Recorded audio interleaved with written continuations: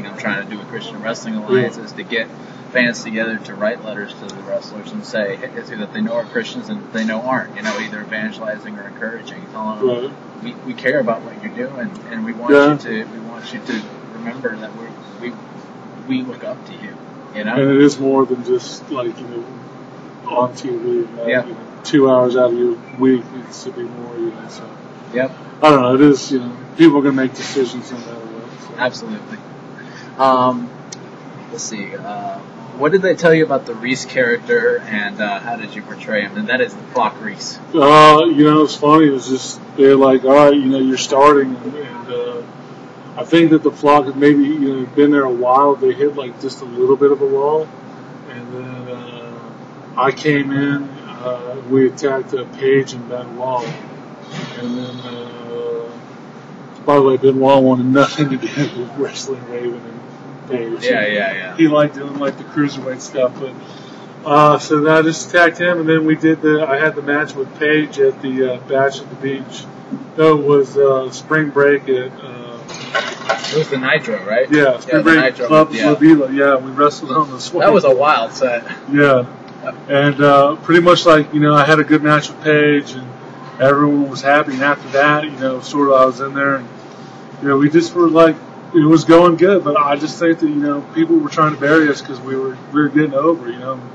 They know there's only a certain amount of time and a certain amount of push. They wanted their time.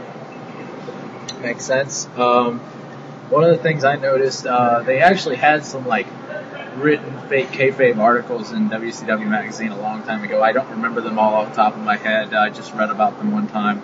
And they actually had backstories for everyone in the Flock. Someone actually sat there and wrote all that out, and I'm surprised if you never heard of anything. I know, right?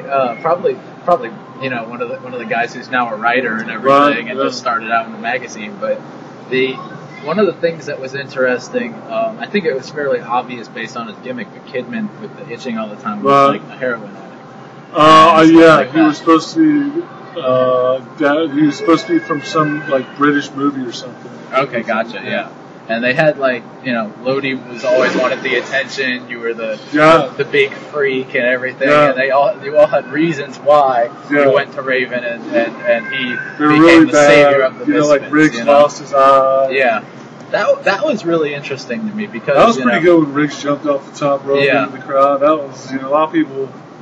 That was pretty crazy. My only thing with the whole Riggs storyline that I was a little upset with was Raven never. I mean, he would do the drop toe hold and yet never put an eye out like he did with Riggs. You know what I mean? It's no consistency there. Right. So I had no problem with him doing it. You just got to get it with the right move, the right setup, and everything. You don't take away one of your favorite moves like that.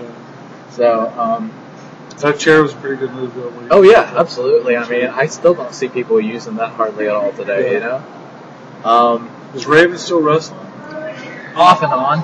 It's an off and on thing with him. He's still on TNA's roster page. Oh, really? But it's basically a per event deal. So he just comes in when they need him for a storyline with Mick Foley or something like that, and they basically just throw him in for old yucks. I went and saw TNA at the pay-per-view they had at the Gwinnett Civic Center. Bound for Glory, yeah. And, it was an awesome That was a great pay-per-view. But then I watch it on TV and I just... You didn't like it? Somehow it doesn't... The story's too much going on. Yeah. But they need to cut their roster in half and just... Instead of growing out, grow deep, Yeah, I give agree. their guys more of a character and stuff like that. I mean, some of the guys, they just, And every match TNA's always had a problem with 8-man, that. double tag sort of gimmick, and then halfway through that match, someone else comes down and breaks it out. And, you really have a lot of guys that I feel are misplaced in their roles. Bubba Ray Dudley, I think he would be an incredible announcer. I think he would be an absolutely incredible announcer. And one of the things they're trying to bring Jim Ross in now because of WWE releasing him for the umpteenth time. Right? Oh, really? I didn't know they released him. Yeah, well, he kind of let his contract run out, but he's been released before many times. Sure. And they're trying to take Mike Tenay off now and put him with Taz because Taz is the color commentator Like today's good stuff. I started really, and a lot of fans too, started really liking Don West before they took him off. Oh, he really? was actually doing really well, and then they put Taz on, and Taz, not to diss him as an announcer, I think he's great, but his problem is he has no, I guess I would call it mark-out voice. Yeah, you know, he sort of runs his own, like, he's too monotone, cool for school gimmick. You know? Yeah, so. Who would be your ultimate match besides Raven and... Well, that's definitely not my ultimate. Are we talking wrestling match, or are we talking... Wrestling match. Yeah. Wrestling match. Specifically wrestling. You'd go with any genre versus genre. Oh, boy. You know, it would probably have to be... Believe it or not, I'm actually getting to a... this is going to surprise you, but there's one particular woman who I seriously think is not only just like the Kurt Angle, because everyone says Kurt Angle's the best, of women's wrestling, but she could be better than most guys. Really? And her name, she wrestled mainly around the time you were in WCW. 94 was her peak. Her name's Manami Toyota. You heard of her? Her bridge was literally like that. Really? Okay, I'm not kidding you. It was like that. And she would, you heard of Aja Kong? You know, Awesome Kong. Yeah. Amazing Kong. She modeled herself after Aja Kong. Aja Kong just a tad smaller. Manami Toyota would actually put her up. She's a normal diva size, right? Right. She would put her up on her shoulders with arms crossed and a whatever you call it, straight jacket, right? Right. And then ridge back and pin her. That's pretty good. I mean, some of the stuff that she did was absolutely incredible, and I've never seen wrestling like I've seen it with her. I mean, she. So you like the luchador Japanese? I am a lucha libre fan more so than Japanese. I find Japanese sometimes they just get over by hitting each other as hard as they can, which to me that's just not as exciting. Putting I don't like know. a big hold and sitting on. Yeah. But I also love good It's a whole old school different Southern culture wrestling. over Yeah. there. I also love good old school Southern wrestling. Some of the stuff that I've seen, historically with Flair and Sting especially. Those two could put on some seriously good matches. I look at Flair and Nikita Koloff. That was when you might not have been born then. But that was what year was that?